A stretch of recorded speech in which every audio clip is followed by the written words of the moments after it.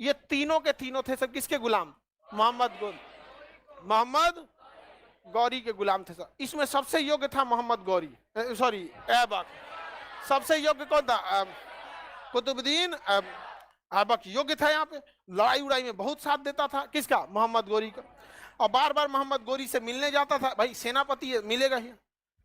एक बेटिया देखी गौरी की, कही कि एकरे से फंसने लायक है। क्या बोली? हाँ यही ठीक है। एकर बेटिया केकरा से फंस गई। गोरी आग बबूला हुआ, तलवार निकाला, कहा कि चोट्टा गुलाम कहीं का, बताओ तुम इतना नीच हरकत करेगा, हमारी बेटी फंसा लिया। मोहम्मद गौरी जो था पूरा भड़क गया। किसके ऊपर? ऐबक।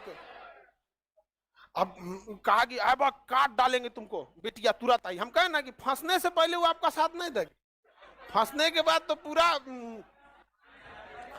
तुरंत आई। मोहम्मद गौरी की बेटी कही कि खबरदार, आप हमारे बुढ़ऊ को कुछ भी किए तो। बुढ़ऊ, अरे पति को ई बोला जाता है, ABCDE। अब पता नहीं क्या ई का मतलब। ई हालांकि ई स्टैंड फॉर पति। देखिएगा किसी महिला का पति खाना खाया तो ये नहीं पूछेगी हमारे बुढ़ऊ खाएगी ना, ई खाना खा लिए। ई बोलती है सब पति। उसके पति अगर कुछ कह के जाएगा ना तो कहेगी ये बोल रहे थे, ये बोले हैं। तो ई स्टैंड फॉर समझ में कि नहीं? और एक और चीज होता है ए जी, अबे गधा। ए जी खाना खाए मतलब अबे गधा खाना खाए।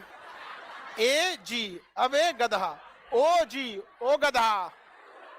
समझा कि these are the code word.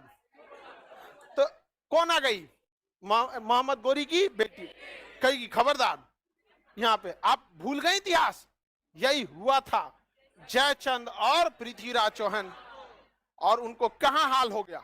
अगर आप भी ऐसा कीजिएगा तो आप दोनों मर कट जाइएगा और कोई और राज करेगा। क्या गलत है इसमें? कुतुबुद्दीन ने कहा कि बेटी सयान हो गई।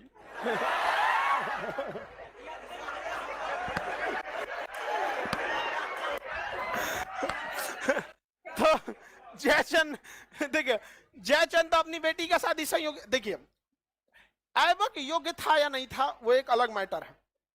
गुलाम था, लेकिन पृथ्वीराज चौहान हर हाल में योग्य थे। जात भी धर्म भी सेम था, सब कुछ, बस ईगो प्रॉब्लम था किसके अंदर? जय। तो जो गलती जयचंद ने किया वो गलती किसने नहीं किया? गौरी ने नहीं किया। और अपनी बेटी का विवाह किससे कर दिया?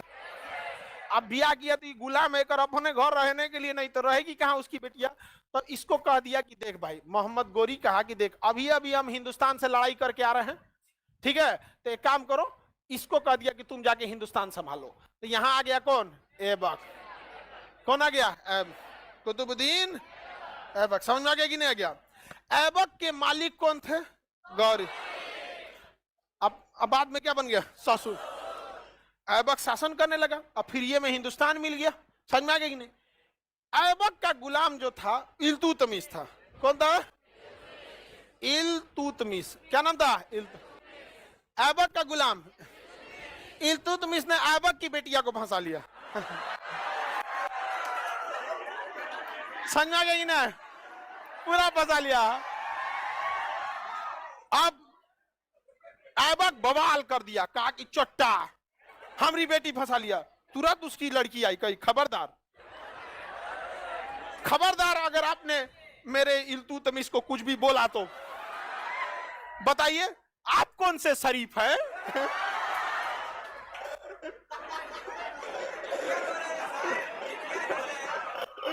नहीं समझ आया? बताइए, पहले गुलाम बाद में दामाद, इसलिए इस वंश को ही गुलाम वंश कहा जाता है। कौन सा वंश? गुलाम, स्लेव डायनेस्टी, गुलाम डायनेस्टी। समझ में आ गया कि नहीं? गुलाम वंश कि पहले बना गुलाम, बाद में हो गया बिया। बताइए, जयचंद की आत्मा देखती होगी तो कहती होगी ना बाप रे गलती कर दी हम। नहीं समझ में आएगा? हालांकि आपके हिसाब से क्या ये गलत था? इतना बढ़िया था? नहीं समझा? टेढ़ टाढ़ रहता तब जबरदस्ती को ना ब्याह करने को कहता, तब समझ में आता है कि चलो भाई, बाप भी सोचता है कि बेटी जाए तो ठीक ठाक घर में जाए। समझ में आ कि नहीं? यंग एज में लड़का को लगता है कि जीवन ऐसा ही बीत जाएगा। ऐसा नहीं होता है। दुनिया का हर चीज का एक डिप्रेसिएशन होता है। गाड़ी खरीदिएगा, 2 साल बाद उसमें गाड़ी में घिसावट उसावट आ जाता है। घर बनेगा, 5 साल 6 साल बाद घिसावट आ जाएगा। ब्याह शादी कीजिएगा तो जिस इमोशन के साथ आप लव मैरिज करके भागे रहेंगे ना, उसमें भी घिसावट उसावट आ जाता है। 1 1.5 साल में तो लव मैरिज अपना रंग दिखा देता है। हाँ, कोनो होके लड़ाई होना ही फिक्स है। समझ में आ रहा है कि नहीं आ रहा? तो बताइए, गुलाम समझ में आ गया? समझ में आ गया?